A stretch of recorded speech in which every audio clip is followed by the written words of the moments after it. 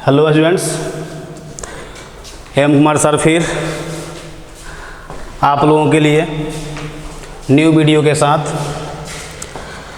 तो स्टूडेंट्स, पिछले क्लास में हम लोग लेक्चर नंबर 7 पढ़े थे और लेक्चर नंबर 7 में आपको ये कोलिगेटिव प्रॉपर्टीज थर्ड नंबर बताए थे। थर्ड कोलिगेटिव प्रॉपर्टी में क्या बताया गया था? Depression in freezing point. यहाँ तक हम लोग कर लिए थे। आज हम last number colligative property start करेंगे और लास्ट कोलिगेटिव प्रॉपर्टी कौन सा है? Osmotic pressure. तो आइए चलते हैं। यहाँ पर यहाँ लिखा हुआ है osmosis and osmotic pressure.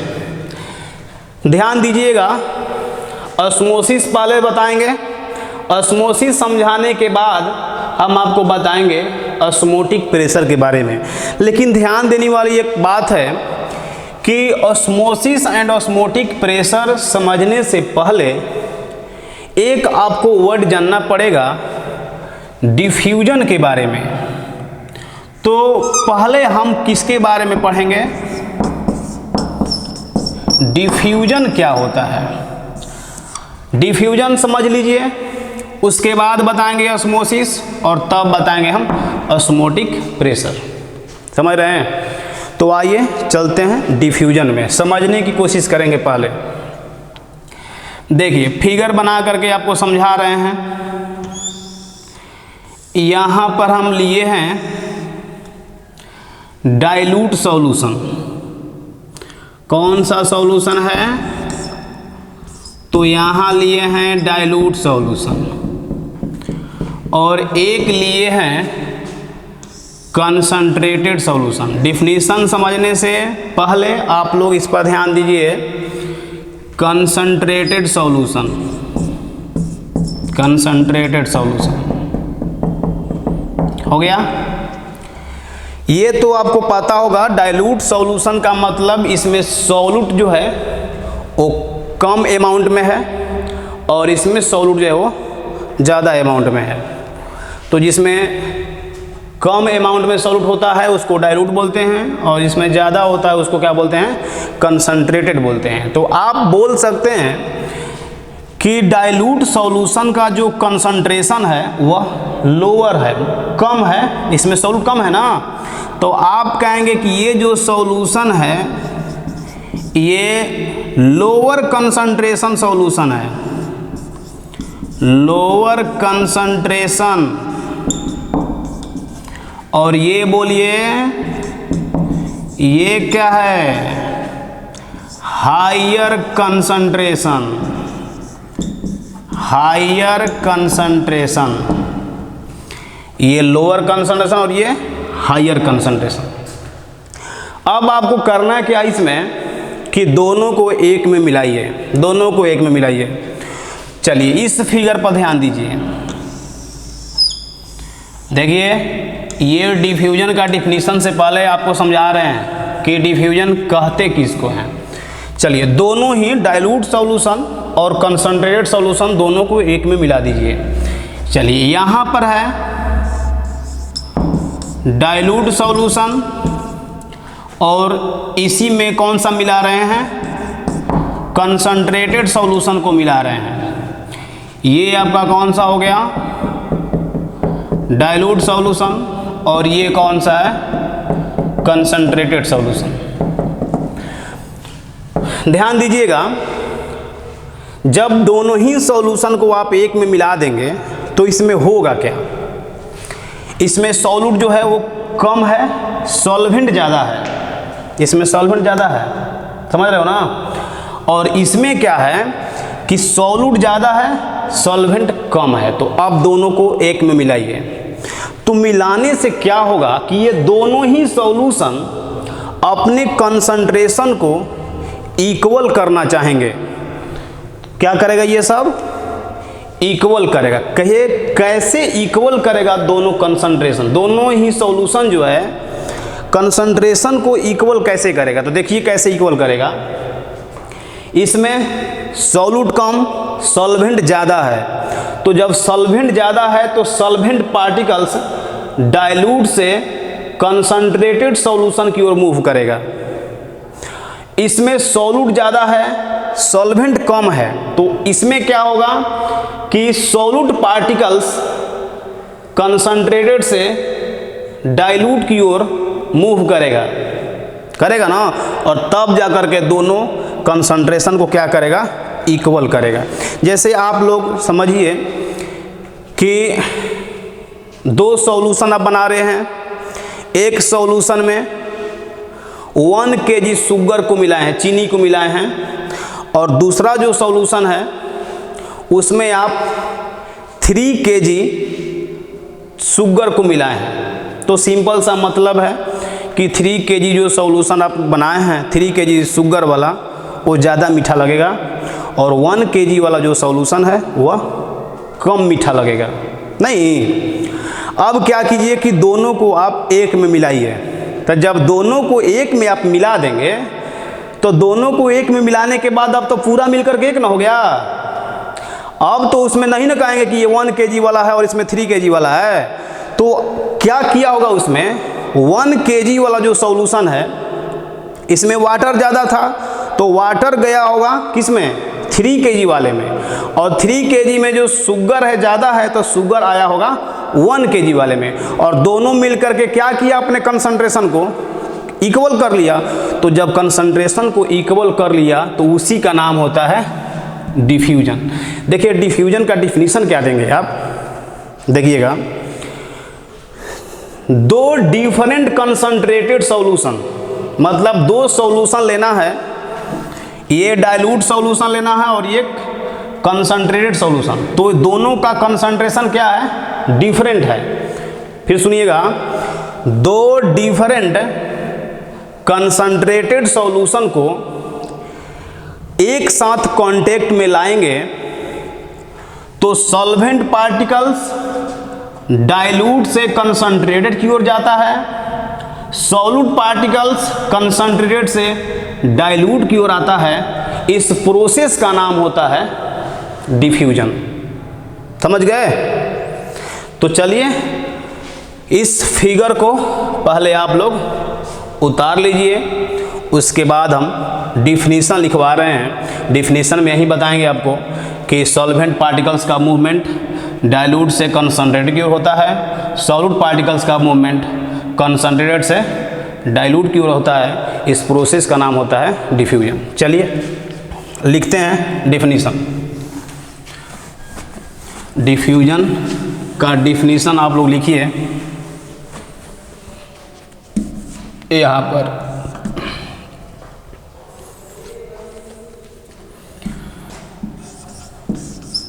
When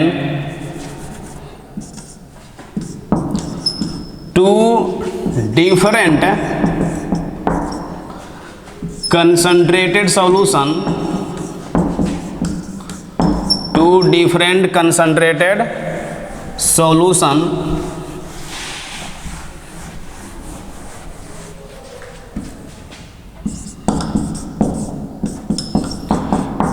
kept in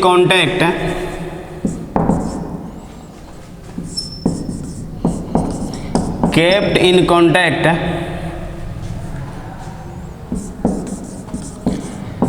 then they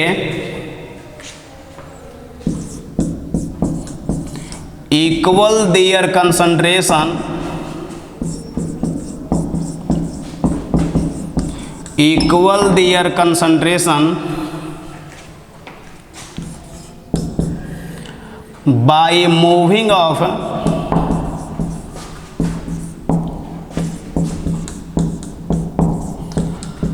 solute and solvent particles,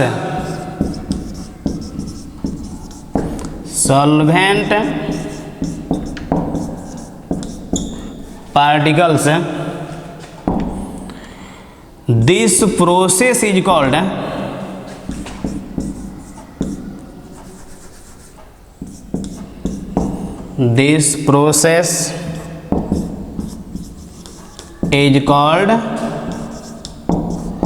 diffusion. समझ रहे हैं? जब दो डिफरेंट कंसंट्रेशन वाले सॉल्यूशन को आप कांटेक्ट में लाएंगे तो ये सॉल्यूशन जो है अपने कंसंट्रेशन को इक्वल करते हैं। कैसे इक्वल करेंगे? तो इक्वल करने के लिए सॉल्यूट और सॉल्वेंट का मूवमेंट होता है, और जब मूवमेंट होगा तो दोनों अपने कंसंट्रेशन को इक्वल कर लेंगे। ये लिख लिए होंगे।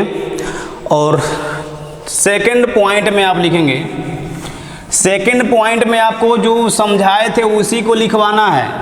क्या आपको समझाए थे कि डिफ्यूजन में सॉल्वेंट पार्टिकल्स का मूवमेंट डाइल्यूट सॉल्यूशन से कंसंट्रेटेड की ओर होता है ना, और सॉल्यूट पार्टिकल्स का मूवमेंट कंसंट्रेटेड सॉल्यूशन से डाइल्यूट की ओर होता है। उसी को आप यहाँ पर लिखेंगे। लिखिए, इस बार बोल कर लिखवा रहे हैं। लिखिए, इन diffusion solvent particles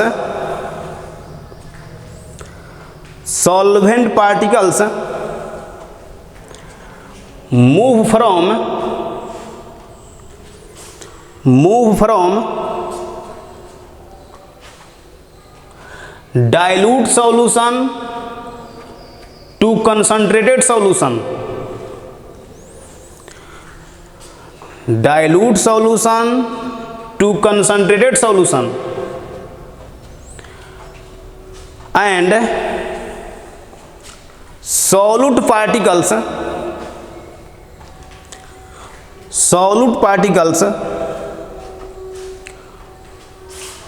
move from concentrated solution to dilute solution। समझ गए? तो आप लोग डिफ्यूजन समझ गए होंगे। अब हम आ रहे हैं ऑस्मोसिस में, कि ऑस्मोसिस क्या होता है। सब कुछ माइंड में सेट करते चलिए, और आप लोग जब पढ़ने बैठते हैं तो कॉपी और पेन ले करके बैठिए और सब कुछ नोट करते चलिए। समझ रहे हो ना? अच्छा से लिखिए। चलिए, तो अगला आप लोग हेडिंग देंगे ऑस्मोसिस। समझिएगा, क्योंकि इसी पर डिफिनीशन है ऑस्मोटिक प्रेशर का।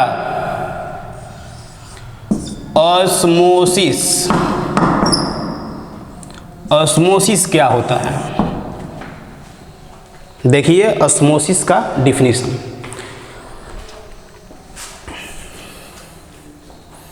ऑस्मोसिस का डिफिनीशन समझने से पहले आप लोग ध्यान देंगे इस फिगर पर। नहीं समझ में आ रहा है तो इसमें आप अपने को दोष दीजिएगा, मेरे को नहीं। ध्यान बोर्ड पर दीजिए, तब ना समझ में आएगा। देखिए, यहां पर सेम टू सेम फिगर लेना है। इस साइड में हम ले रहे हैं कौन सा? डाइल्यूट सॉल्यूशन, और इस साइड में कौन सा सॉल्यूशन लेना है? बोलो ना। हाँ, कंसंट्रेटेड सॉल्यूशन। लेकिन भाई थोड़ा सा इसमें दिक्कत है कि डाइल्यूट सॉल्यूशन और कंसंट्रेटेड सॉल्यूशन को एक मेम्ब्रेन के द्वारा सेपरेट किया जाता है, अलग। दोनों के बीच में क्या है? एक मेम्ब्रेन है, मेम्ब्रेन, झिल्ली। और इस मेम्ब्रेन का नाम जानते हैं क्या होता है? नहीं, सेमी परमिएबल मेम्ब्रेन। तो आप लोग लिख लेंगे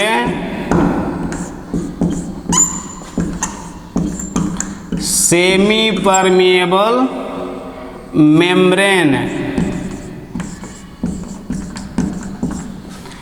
इसको बोलते हैं शॉर्ट में SPM, semi permeable membrane, SPM बोला जाता है। ये डाइल्यूट सॉल्यूशन है और ये कैसा सॉल्यूशन है, कंसंट्रेटेड सॉल्यूशन है। आपको क्या बताया गया कि डाइल्यूट सॉल्यूशन में सॉल्वेंट ज़्यादा है तो सॉल्वेंट का मूवमेंट होगा कंसंट्रेटेड की ओर। कंसंट्रेटेड सॉल्यूशन में सॉल्यूट ज़्यादा है तो इसका मूवमेंट होगा डाइल्यूट सॉल्यूशन की ओर। लेकिन हुआ इसमें क्या है कि बीच में हम यहाँ लगाए हैं क्या, एसपीएम लगा दिए हैं। अब सवाल ये उठेगा कि सर ये एसपीएम क्या करता है यहाँ पर, ये एसपीएम है क्या, समझ रहे हो? तो देखिए एसपीएम जो है ये वैसा मेम्ब्रेन होता है, वैसा ये झिल्ली है जिसमें केवल सॉल्वेंट पार्टिकल्स का मूवमेंट होता है। मतलब कि इसमें से केवल सॉल्वेंट ही मूव कर सकता है, सॉल्यूट पार्टिकल्स इसमें मूव नहीं करेगा, ये सॉल्यूट पार्टिकल्स को रोक देगा, केवल सॉल्वेंट पार्टिकल्स ही मूव कर सकते हैं इसमें। तो हमको ये बताइए कि सॉल्वेंट पार्टिकल्स मूव करेंगे, बात क्लियर है। तो क्या सॉल्वेंट जो है इसमें से इसमें आता है कि इसमें से इसमें जाता है, इसमें से इसमें जाता है ना। तो आप देखिए डिफिनीशन ऑस्मोसिस का, डाइल्यूट सॉल्यूशन से सॉल्वेंट पार्टिकल्स का मूवमेंट कंसंट्रेटेड सॉल्यूशन की ओर होता है एसपीएम से हो करके, तो उस प्रोसेस का नाम होता है ऑस्मोसिस। और बिना एसपीएम के अगर होगा मूवमेंट तो उसका नाम होता है डिफ्यूजन। तो बिना एसपीएम का अगर मूवमेंट होगा तो उसका नाम डिफ्यूजन होता है, और एसपीएम से हो करके अगर मूव करता है तो उसका नाम होता है ऑस्मोसिस। लेकिन ऑस्मोसिस से पहले आपको हम बताएंगे सेमी परमिएबल मेम्ब्रेन क्या होता है। तो आप लोग अगला हेडिंग लिखेंगे SPM, semi permeable membrane. SPM का डिफिनीशन पहले आप देखेंगे, उसके बाद ऑस्मोसिस में चलेंगे। तो चलिए आप लोग लिखिए semi permeable membrane, membrane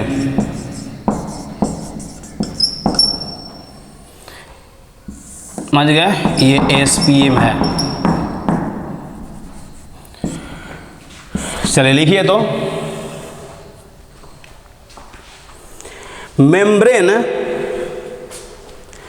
membrane from which only solvent particle, membrane from which only solvent particle is pass through known as semi permeable membrane, known as semi permeable membrane. इसका एग्जाम्पल भी अगर देना होगा तो आप दे सकते हैं। एक बात और है, समझ लीजिएगा, कन्फ्यूजन में नहीं पड़िएगा। ये एसपीएम में आ गए थे ना, देख लो तुम लोग कन्फ्यूजन में रहेगा कि सर तो डाइल्यूट सॉल्यूशन और कंसंट्रेटेड बता दिए, यहाँ था डाइल्यूट सॉल्यूशन और यहाँ क्या लिए थे, कंसंट्रेटेड सॉल्यूशन। तो कहीं कहीं डाइल्यूट सॉल्यूशन नहीं लेकर के यहाँ पर प्योर लिक्विड लेता है, मतलब कि सॉल्वेंट यहाँ पर लेगा। ध्यान देना, यहाँ पर सॉल्वेंट लेता है और इस साइड क्या लेगा, सॉल्यूशन लेगा। तो हमको ये बताइए कि जब यहाँ सॉल्वेंट लेता है और इस साइड सॉल्यूशन लेता है, तो सॉल्यूशन का मतलब क्या समझ रहे हैं, इसमें सॉल्यूट को मिलाया होगा और इसमें सॉल्यूट को नहीं मिलाया है। तो यहाँ पर प्योर लिक्विड भी ले सकता है और इस साइड सॉल्यूशन भी ले सकता है। इतना बात आप लोग ध्यान दीजिएगा, ये मत करना कि आप डाइल्यूट बता रहे हैं और कंसंट्रेटेड बता रहे हैं, समझे? तो माइंड में अभी से ही सब कुछ सेट करते चलिए, ध्यान इधर उधर मत दीजिए। तो आप लोग एग्जाम्पल यहाँ लिखिए। First example natural SPM, natural SPM देखिए, लिख लेंगे आप लोग पिग्स ब्लैडर, एसपीएम समझ रहे हो ना क्या होता है? पार्टिकल्स का मूवमेंट होता है, सॉलिड पार्टिकल्स को मूव होने नहीं देगा। और फिर आप लोग लिखेंगे आर्टिफिशियल एसपीएम, और आर्टिफिशियल में सबसे मोस्ट कॉमन एग्जाम्पल आप लोग लिखेंगे Cu2 FeCN6। इसका नाम है कॉपर फेरोसाइनाइड। क्या नाम है? बोलो। कॉपर फेरोसाइनाइड, समझे? कॉपर फेरोसाइनाइड है, और ये सबसे क्या है? बेस्ट होता है, सबसे बेस्ट एसपीएम यही है, कॉपर फेरोसाइनाइड। आर्टिफिशियल होता है ये, समझ गए मेम्ब्रेन? तो मेम्ब्रेन समझने के बाद अब हम आएंगे डिफिनीशन किसका? ऑस्मोसिस का। तो ऑस्मोसिस का डिफिनीशन आपको बता दिया गया है कि सॉल्वेंट पार्टिकल्स का मूवमेंट डाइल्यूट सॉल्यूशन से कंसंट्रेटेड सॉल्यूशन की ओर होता है एसपीएम से हो करके, तो उस प्रोसेस का नाम होता है ऑस्मोसिस। कोई दिक्कत नहीं है। तो आइए अब हम चलते हैं ऑस्मोसिस के डिफिनीशन में। ऑस्मोसिस के डिफिनीशन में देखिए,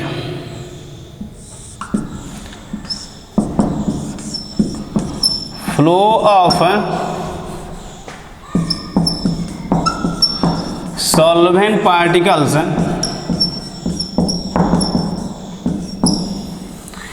flow of solvent particles from dilute solution। ध्यान देना, dilute solution तो आप कह सकते हैं लोअर कंसंट्रेशन, लोअर कंसंट्रेशन, समझ लीजिएगा ना, बोलो। Lower concentration to concentrated solution,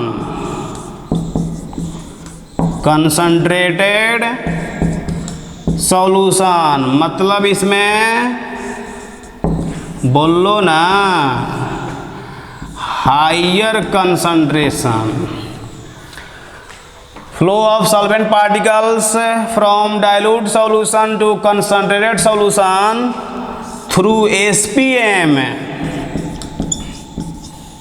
through SPM is called osmosis, is called osmosis।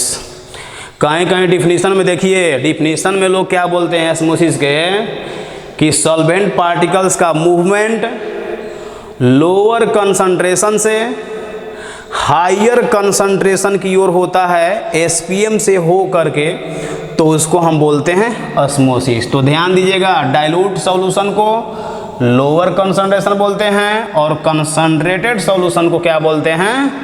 Higher concentration वाला सॉल्यूशन। समझ गए? तो ये लिख लिए होंगे। ऑस्मोसिस देखिए, डिफ्यूजन का डिफिनीशन खत्म। डिफ्यूजन में क्या बताया गया कि डिफ्यूजन में सॉल्वेंट पार्टिकल्स का मूवमेंट डाइल्यूट सॉल्यूशन से कंसंट्रेटेड की ओर होता है, सॉल्यूट पार्टिकल्स का मूवमेंट कंसंट्रेटेड सॉल्यूशन से डाइल्यूट की ओर होता है, तो इस प्रोसेस का नाम होता है डिफ्यूजन। फिर आपको बताया गया ऑस्मोसिस। तो ऑस्मोसिस में भी सेम टू सेम फिगर वही है, बस इसमें थोड़ा सा डिफरेंस क्या है कि डाइल्यूट सॉल्यूशन और कंसंट्रेटेड सॉल्यूशन को एसपीएम के द्वारा सेपरेट किए थे, यही ना। तो इसका डिफिनीशन आपको बताया गया कि सॉल्वेंट पार्टिकल्स का मूवमेंट डाइल्यूट सॉल्यूशन से कंसंट्रेटेड की ओर होता है एसपीएम से हो करके, तो उस प्रोसेस को बोलते हैं ऑस्मोसिस। और बिना एसपीएम के अगर मूवमेंट होगा तो उसका नाम होता है डिफ्यूजन। समझ गए हैं। एक बात और आपको बता दें कि डाइल्यूट सॉल्यूशन को कहीं पर प्योर लिक्विड लेता है। प्योर लिक्विड का मतलब सॉल्वेंट, तो सॉल्वेंट का कंसंट्रेशन लोअर होता है, और कंसंट्रेटेड सॉल्यूशन के जगह पर सिर्फ सॉल्यूशन लेगा तो सॉल्यूशन का कंसंट्रेशन क्या हायर होगा, क्योंकि उसमें सॉल्यूट मिलाया होगा तब ना सॉल्यूशन बना है। आ रहा है कुछ क्या जी? हाँ, जाइए इस पर, समझ गए होंगे। अब हम आ रहे हैं जो हमको पढ़ना है। हमको तो पढ़ना था ऑस्मोटिक प्रेशर ना। अरे कोलिगेटिव प्रॉपर्टीज 4th नंबर यही नहीं बताए हैं, ऑस्मोटिक प्रेशर। तो अब आएंगे हम ऑस्मोटिक प्रेशर में, समझे? तो आप लोग ध्यान दीजिए। अब ये मत बोल दीजिएगा कि सर समझ में नहीं आ रहा है, क्या क्या बता रहे हैं। नहीं आ रहे थे आप दोषी हैं इसमें, ध्यान नहीं दे रहे हैं, पढ़ाई में मन नहीं लगा रहे हैं आप लोग, केवल खाना खा करके घर पर रेस्ट कर रहे हैं। आइए ध्यान दीजिए इस पे। ऑस्मोटिक प्रेशर डिफिनीशन बहुत ही इजीली आपको समझाएंगे। देखिए ना, समझ जाएंगे, तुरंत समझ जाएंगे आप ऑस्मोटिक प्रेशर का डिफिनीशन। दिक्कत आपको होगा ही नहीं। ऑस्मोटिक प्रेशर, इसको पाई से डिनोट किया जाता है ऑस्मोटिक प्रेशर को। देखिए ऑस्मोटिक प्रेशर है क्या, आपको इसमें करना क्या है, डेफिनेशन समझिएगा। आपको इसमें करना ये है, फिगर पर ध्यान देंगे। ये तो आपको पता है, यहाँ पर क्या लेते हैं हम, एसपीएम लेते हैं, समझिएगा। इस साइड में हम क्या लेते हैं, बोलो, खाना खाकर नहीं आए हो क्या? तो बोलो ना, बोलिए क्या लिखे हैं आप। इस साइड डाइल्यूट सॉल्यूशन और इस साइड में कैसा सॉल्यूशन लेना है, कंसंट्रेटेड सॉल्यूशन, समझे। और दोनों को किसके द्वारा सेपरेट करना है, एसपीएम के द्वारा। ये एसपीएम है। एक बार फिर आपको बोल दे रहे हैं कि इस साइड में आपको लेना होगा तो डाइल्यूट सॉल्यूशन के जगह पर प्योर लिक्विड भी ले सकता है। चलो इस बार प्योर लिक्विड ही लेते हैं, पता नहीं आप लोग क्या समझ लेंगे। प्योर लिक्विड लेते हैं, मतलब ये सॉल्वेंट है, और कंसंट्रेटेड सॉल्यूशन के साइड में क्या लिखेंगे, सिर्फ सॉल्यूशन ले रहे हैं। तो अगर आपसे पूछा जाएगा कि बताइए दोनों में से किसका कंसंट्रेशन ज़्यादा है,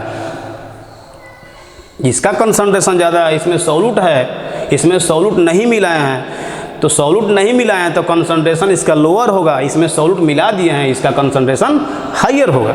तो डिफिनीशन पर आ रहे हैं। अब हमको ये बताइए, ये जब बीच में आप एसपीएम लगा दिए हैं बीच में, तो एसपीएम क्या होता है, इससे केवल सॉल्वेंट पार्टिकल्स मूव करेगा। तो हमको ये बताइए कि सॉल्वेंट पार्टिकल्स किधर से किधर मूव करता है, इधर से इधर मूव करता है कि इधर से इधर मूव करता है। मतलब सॉल्वेंट पार्टिकल्स लोअर से हायर की ओर कि हायर से लोअर की ओर, कहाँ से मूव करता है, लोअर से हायर की ओर, लोअर कंसंट्रेशन से हायर कंसंट्रेशन की ओर मूवमेंट होगा। तो उस प्रोसेस का क्या नाम होता है, ऑस्मोसिस। यही ना बताया गया। यहाँ देखिए, जो हम पूछेंगे पहले बताइएगा। ये प्योर लिक्विड है, ये क्या है, सॉल्यूशन है। दोनों में बताइए कि वेपर प्रेशर किसका ज़्यादा होगा। दोनों में से वेपर प्रेशर किसका ज़्यादा होगा? किसका? हाँ, प्योर लिक्विड का वेपर प्रेशर ज़्यादा होगा। आपको बार बार कितना लेक्चर ख़त्म हो गया, पढ़ना तो है नहीं, पीछे वाला लेक्चर रिवीजन करेंगे तब ना पता चलेगा। तो आपको बताया गया था ये सॉल्वेंट है और इसमें सॉल्यूट को जब मिला देंगे तो ये सॉल्यूशन है। देखो फिर से बता दे रहे हैं, इसमें सॉल्यूट मिला दिए हैं, बन गया सॉल्यूशन। जब आप सॉल्यूट मिला करके सॉल्यूशन बना दिए हैं तो इसमें इंटरमोलेक्युलर फोर्स इंक्रीज कर गया है। इसमें इंटरमोलेक्युलर फोर्स, टू मोलेक्यूल्स के बीच फोर्स में फोर्स ऑफ अट्रैक्शन, इसमें इंटरमोलेक्युलर फोर्स ज़्यादा है और इसमें इंटरमोलेक्युलर फोर्स कम है। तो आपको पता है कि इंटरमोलेक्युलर फोर्स अगर ज़्यादा होता है तो वेपर प्रेशर कम होता है। तो इस सॉल्यूशन का जो वेपर प्रेशर है ना, प्योर लिक्विड से कम होगा, प्योर लिक्विड से कम होगा। देख लीजिएगा लेक्चर नंबर 5 देखिए, 6 देखिए, 7 देखिए, सब कुछ हो गया है। तो इस प्योर लिक्विड का जो वेपर प्रेशर है सॉल्यूशन से ज़्यादा होगा। तो चलिए मान लेते हैं, देखिएगा इसी तरह से मान लिए हैं कि जब सॉल्यूशन से वेपर प्रेशर ज़्यादा है तो चलिए वेपर प्रेशर हम यहाँ मान लिए हैं 8 atm। तो ये तो आप कंफर्म है कि जब प्योर लिक्विड का वेपर प्रेशर आप 8 atm मान लिए हैं तो ये तो कंफर्म है ना कि इससे इसका वेपर प्रेशर कम ही होगा। तो कम होगा, कुछ भी आप मानिए। चलिए इसका वेपर प्रेशर हम मान लेते हैं 5 atm। इसी तरह से मान रहे हैं, ये मत करना कि सर याद करना पड़ता है क्या कि इसका 8 atm इसका फन्ना ही जी, याद नहीं करना है, वो आपके ऊपर डिपेंड करता है। केवल इतना तो आपको पता चल रहा है ना कि प्योर लिक्विड का वेपर प्रेशर सॉल्यूशन से ज़्यादा होता है। तो कुछ भी वैल्यू मानिए, अगर इसका 20 मानेंगे तो कंफर्म रहिएगा कि 20 से इसका कम होगा, कुछ भी मान सकते हैं, कोई दिक्कत नहीं है। हम 8 माने हैं और इससे कम होगा तो इसका 5 मान लिए हैं। आ रहा है? अब देखिए इतना तो आपको पता होगा ना कि लिक्विड हमेशा हायर प्रेशर से लोअर प्रेशर की ओर मूव करता है। कहाँ से? हायर प्रेशर से लोअर प्रेशर की ओर। तो इधर का प्रेशर ज़्यादा है, इधर का प्रेशर कम है। तो सिंपल सा मतलब है कि इसमें से लिक्विड फ्लो करके सॉल्यूशन साइड में आएगा। क्यों? इधर का प्रेशर ज़्यादा है, इधर का प्रेशर कम। अब मान लीजिए कि आप जो है दो आप ऐसे वैसा लीजिए, 2 टैंक लीजिए, टंकी, इसमें वाटर जो है यहाँ तक है और इसमें वाटर यहाँ तक है। जब आप दोनों को आप ऐड कर देंगे, ऐसे दोनों को जब आप ऐड करेंगे तो किसमें से लिक्विड किस में जाएगा? सिंपल सा मतलब, इसमें लेवल ऊपर है तो प्रेशर ज़्यादा है इसमें, तो हायर प्रेशर से लोअर प्रेशर की ओर मूव करेगा लिक्विड, सॉल्वेंट। समझ रहे हो? बोलो नहीं क्या जी? आप देखिए तो इसमें हो क्या रहा है कि इसका प्रेशर 8 atm, इसका प्रेशर 5 atm। तो सिंपल सा मतलब ये तो SPM लगाए हैं ना, तो SPM लगाए हैं तो सॉल्यूट तो जाएगा नहीं, जाएगा सॉल्वेंट इसमें से केवल पास करता है SPM से ना। तो सॉल्वेंट पार्टिकल्स इधर मूव करेगा, चल देगा अपने से ही, क्योंकि वेपर प्रेशर ज़्यादा है तो अपने आप चल देगा उधर। समझ रहे हो? अब आपको करना क्या है, इसमें यहाँ पर प्रेशर लगाना है। समझे क्या करना है? क्या करना है? यहाँ प्रेशर लगाइए। तो हमको ये बताइए कि सॉल्यूशन साइड में कितना आप प्रेशर लगाएंगे, कितना प्रेशर लगाएंगे कि ऑस्मोसिस का जो प्रोसेस हो रहा था, मतलब प्योर लिक्विड से सॉल्वेंट सॉल्यूशन साइड में जो मूव करेगा वह रुक जाएगा। कितना आप प्रेशर लगाएंगे? 3 atm। यहाँ का प्रेशर 8 atm है, यहाँ का प्रेशर कितना है? 5 atm है। तो अगर हम इधर प्रेशर डेवलप करते हैं तो जब प्रेशर बढ़ाएंगे, कितना प्रेशर लगाएंगे तो ऑस्मोसिस रुक जाएगा 3 atm, क्योंकि 5 था और 3 atm प्रेशर हम और लगा दिए, तो 5 और 3 कितना 8। तब जब दोनों साइड का प्रेशर 8 और 8 हो गया तब मूव करेगा नहीं ना। हाँ, तो डिफिनीशन सुनिए, एकदम से इजी है, केवल बोर्ड पर ध्यान दीजिए। डिफिनीशन ये लिखवाएंगे, ऑस्मोसिस के प्रोसेस को रोकने के लिए सॉल्यूशन साइड में जो एक्स्ट्रा प्रेशर लगाते हैं ना, उस प्रेशर का नाम होता है ऑस्मोटिक प्रेशर। कितना आपको प्रेशर लगाना पड़ा है 3 atm, तो हम यहाँ कह सकते हैं ऑस्मोटिक प्रेशर जो है वो कितना होगा 3 atm होगा। बहुत ही सिंपल, ऑस्मोटिक प्रेशर कितना 3 atm। तो आप मेरे साथ डिफिनीशन लिखिए, extra pressure, extra pressure develop to the solution side to stop the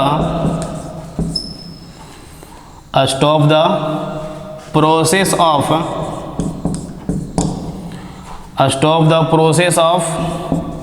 osmosis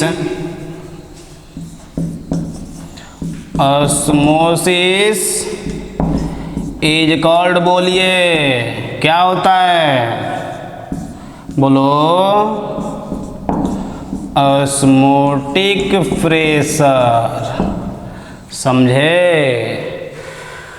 कह रहा है कि ऑस्मोसिस के प्रोसेस को रोकने के लिए सॉल्यूशन साइड में जो एक्स्ट्रा प्रेशर लगाते हैं ना, उसको क्या बोलते हैं, ऑस्मोटिक प्रेशर बोलते हैं। हमको ये बताइए कि क्या सॉल्वेंट पार्टिकल, अभी क्या देखे आप कि प्योर लिक्विड से वेपर प्रेशर इसका ज़्यादा, इसमें सॉल्वेंट ज़्यादा, सॉल्वेंट आई है तो इधर मूव करेगा सॉल्वेंट। हमको ये बताइए कि क्या सॉल्वेंट पार्टिकल्स सॉल्यूशन से प्योर लिक्विड साइड में भी आ सकता है क्या? आ सकता है कभी? सॉल्वेंट पार्टिकल ये बीच में एसपीएम है ना, तो इसमें तो सॉल्वेंट ही मूव करेगा, इधर से इधर आएगा, फिर इधर से इधर जा सकता है। तो क्या सॉल्वेंट पार्टिकल अगर छोड़ देंगे तो इधर से इधर आने लगेगा? तो क्या सॉल्वेंट पार्टिकल सॉल्यूशन से प्योर लिक्विड साइड भी जा सकता है? एकदम जा सकता है। अभी आप प्रेशर कितना लगाए हैं 3 atm, तो दोनों साइड का प्रेशर क्या हो गया, सेम हो गया। तो सेम हो गया तो ऑस्मोसिस का प्रोसेस क्या होगा, रुक जाएगा। अब आपको क्या करना है कि ऑस्मोटिक प्रेशर कितना है 3 atm, थोड़ा सा प्रेशर, ऑस्मोटिक प्रेशर 3, चलिए 3 से थोड़ा सा कर दीजिए और बढ़ा दीजिए 4 कर दीजिए। तो जैसे ही आप इधर प्रेशर को बढ़ाएंगे, अब इधर प्रेशर कितना बढ़ा दिए ना, पहले 3 था अब 4 कर दिए, तो ये 5 और 4 बढ़ा दिए कितना 9 atm। तो इधर का प्रेशर 9 atm और इधर का प्रेशर 8 atm। तो सिंपल सा बात है, अब सॉल्वेंट जो है सॉल्यूशन साइड से प्योर लिक्विड साइड में जाने लगेगा और उसी का नाम होता है रिवर्स ऑस्मोसिस। तो अगला हेडिंग आप लोग लिखिए, रिवर्स ऑस्मोसिस क्या होता है। ऑस्मोसिस जान गए हैं, आज आपको बता रहे हैं अभी रिवर्स ऑस्मोसिस। तो जल्दी आप लोग लिखिए रिवर्स ऑस्मोसिस।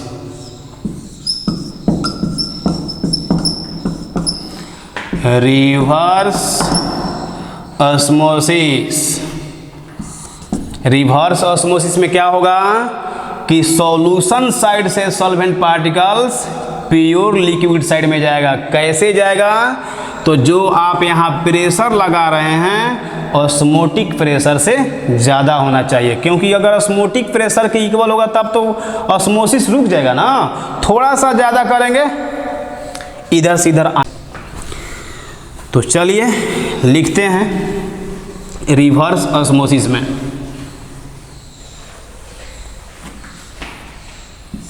लिखिए, if applied pressure on solution side is greater than osmotic pressure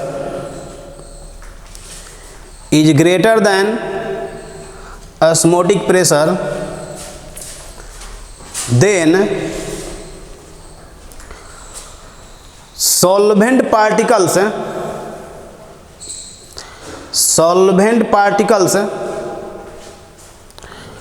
move from solution side to pure liquid side, solution side to pure liquid side, this process is called reverse osmosis.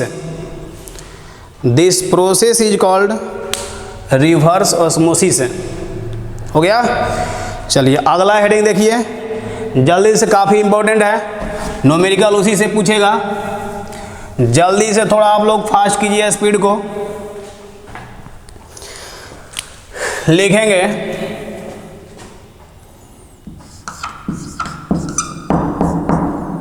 Wind Hoff law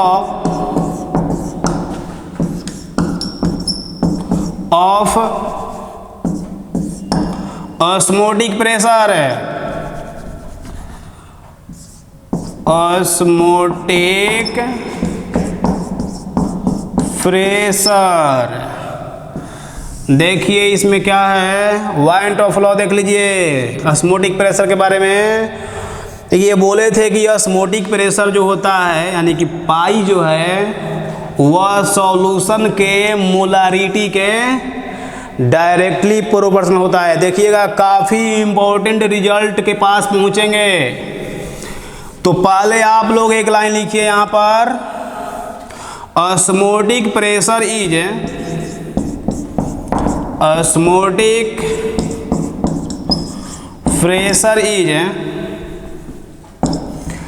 directly proportional to the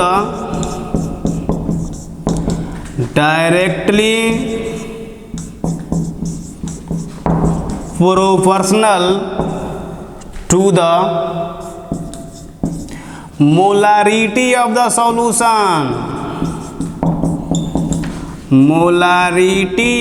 the solution, समझे। सॉल्यूशन के molarity के directly होता है। देखिए osmotic pressure solution के molarity के directly proportional होता है। यही ये है लॉ, वाइंड ऑफ लॉ में। क्या आप लोगों को पता है कि मोलारिटी को लोग कंसंट्रेशन भी बोला जाता है, बोलते हैं ना।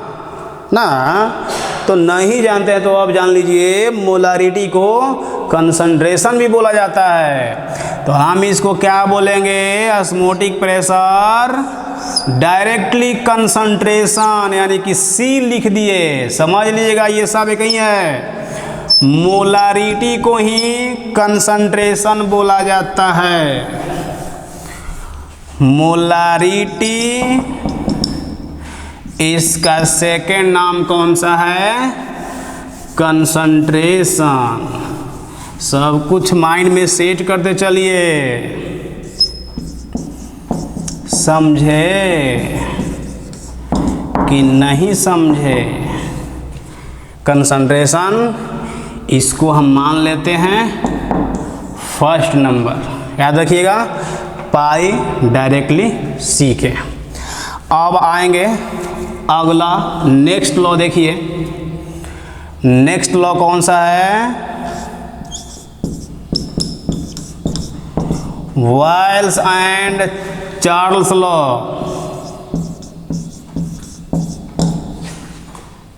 Charles law of osmotic pressure. ये दोनों लोग जो है एक ही बात बोले हुए हैं।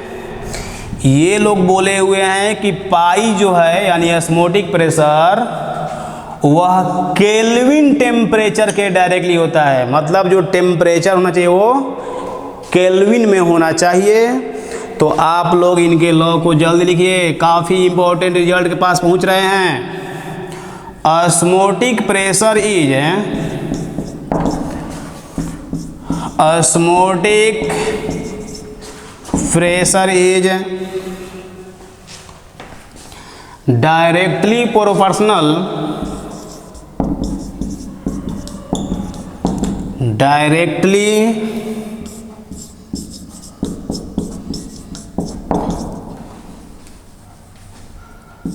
Proportional to the Kelvin temperature. समझ में आ रहा है जी तुम लोग को? डायरेक्टली प्रोपोर्शनल किसके होता है? केल्विन टेम्परेचर के। ये तो लिख लिए होंगे पाए डायरेक्टली सी। सी क्या है? तो मोलारिटी है, मोलारिटी के ही जगह पर कंसंट्रेशन हम रखे हुए हैं सी। तो किसके डायरेक्टली होता है? पाई डायरेक्टली किसके? केल्विन टेम्परेचर के। इसको हम मान लेते हैं कितना? 2 मानिए। तो देखो तो पाई डायरेक्टली सी ये टी के, और यहाँ 1 में क्या था? पाई डायरेक्टली सी के। तो देखो तो चलते हैं हम 1 और 2 से। 1 और 2 सब कुछ समझते चलिए, समझते चलिए, तब जा कर के आप इस चैप्टर में हीरो बन जाएंगे आगे चल कर के। अब ये नहीं समझ में आ रहा है तो आगे आपके लिए रास्ता जो है थोड़ा सा दिक्कत देने वाला है। तो आइए चलते हैं यहाँ पर। From equation 1 and 2, from 1 and 2। तो 1 and 2 से आप क्या देख रहे हैं? पाई डायरेक्टली सी के था और पाई डायरेक्टली टी के है। तो क्या हम नहीं कह सकते हैं कि पाई डायरेक्टली होगा सी टी के? बोलो, बोल सकते हैं ना। अगर आप इस साइन को यहाँ से हटाएंगे तो एक कांस्टेंट आता है आर। तो आप लिखेंगे pi equal to C R T. समझे? ये हो गया। ये क्या होता है? क्या है? सी कंसंट्रेशन यानी कि मोलारिटी है। तो आगे डेरिवेशन देखिए, अब डेरिवेशन ही है पाई इक्वल टू ये कंसंट्रेशन यानी मोलारिटी। तो मोलारिटी इक्वल टू होता है नंबर ऑफ मोल, बोलो ना, by volume of solution in litre. और ये आर और ये टी। नंबर ऑफ मोल है एन, क्या है? ये नंबर ऑफ मोल है। क्या आपको पता है number of mole equal to क्या होता है? बोलो। Number of mole equal to mass in gram, mass in gram by formula weight यानी कि मोलेक्यूलर वेट। सब कुछ बता दिया गया, पढ़ेगा तब ना, पीछे सब कुछ हो गया है। तो यहां पर आइए, पाई इक्वल टू ये एन है, नंबर ऑफ मोल है। तो number of mole equal to mass in gram by formula weight, वही मोलेक्यूलर वेट हो गया। और ये नीचे में भी है तो भी लिखिए, आर और ये टी। ये आपका इम्पोर्टेंट फार्मूला है, यह भी आप लोग ध्यान देंगे। Pi equal to C R T. अब यहाँ पर सब क्या क्या है एक लाइन हम लिख दे रहे हैं, पहले हम बता रहे हैं ये W क्या है। तो देखिए amount of solute in gram, M क्या है, सॉल्यूट का मोलेक्यूलर वेट है, समझते रहिए, मोलेक्यूलर वेट ऑफ सॉल्यूट। इसके बाद भी बोलिए, भी क्या है, volume of solution in litre, R जान रहे हैं, रियल गैस कांस्टेंट आर है ना, तो आर का वैल्यू बोलिए 0.0821, नहीं जी, ATM लीटर। इसका यूनिट लिख दे रहे हैं फिर से अच्छा से, 0.0821 ATM लीटर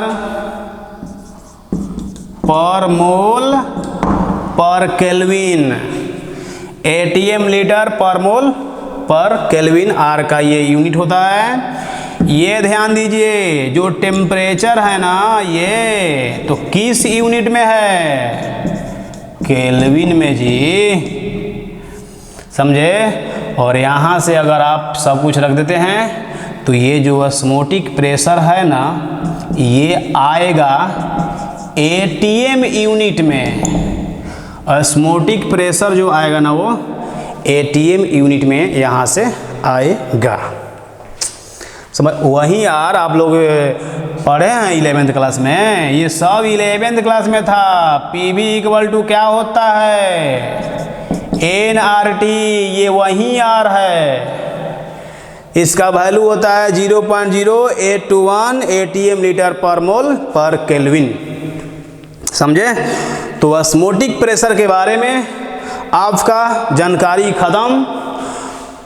आज के क्लास में हम यहीं पर रुकेंगे, अगले लेक्चर में आपको बताएंगे हाइपोटोनिक, हाइपरटोनिक, सही है।